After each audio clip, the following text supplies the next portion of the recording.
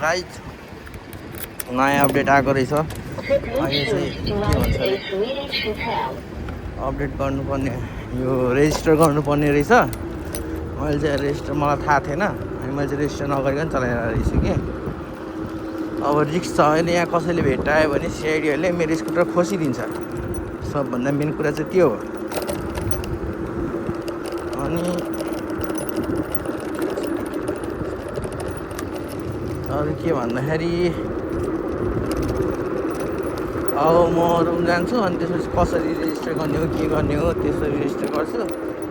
जबसम्म रेजिस्टर हुँदैन तबसम्म चलाउँदिनँ म स्कुटर। अब थन्काएर राख्छु। के गर्नु, रिक्स पनि त लिनु भएन नि। बल्ल तल्ल मायाले किनेको स्कुटर हो के भन्नु त गाइस। रिक्स लिएर चलाउनु पनि त भएन नि। यत्रो दिन त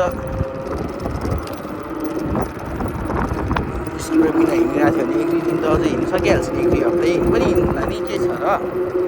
तर रेजिस्टर बिना यो अहिले बाजे भने बाजेन भने बाजे भने चाहिँ रेजिस्टर गरेर मात्रै चलाउँछु भनेर सोचिरहेको छु। ठिकै छ। आजै मैले भ्लग बनाउनु स्टार्ट गरेको, आजैबाट चाहिँ यस्तो भएको छ हौ।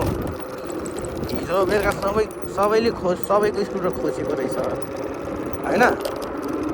अनि बाँकी भनेको म चाहिँ के भयो भन्दाखेरि हिजो कसरी पर्थ्यो भन्दाखेरि मेरो डेलिभरी थियो कि यो जुन मलहरू छ नि, त्यो मैले अर्डर गरेको थिएँ। अनि त्यसपछि त्यही आउनलाई मलाई कल आयो, सकेसम्म छिटो आइज भनेर। अनि म पनि छिटो गएँ मेरो रुममा। छिटो गएको नत्र म जहिले पनि 7:30-8 बजीतिर जाने यहाँबाट कामबाट। त्यस्तो भयो। अन्त बचेँ म। धेरैलाई फाइन पनि हानेछ, स्कुटर पनि लिएर गएछ। अघि मलाई त त्यो सेक्युरिटीले भनेको हाम्रो मार्केटमा, मैले काम गर्ने मार्केटमा। त्यही भएर अहिले चाहिँ जोगिएरै जानुपर्छ। अब के गर्नु, रुल्स त फलो गर्नु पऱ्यो जहाँकै भए पनि, हो कि होइन गाइस। रुल्स भन्ने चिज सबैले एउटै फलो गर्नुपर्छ है।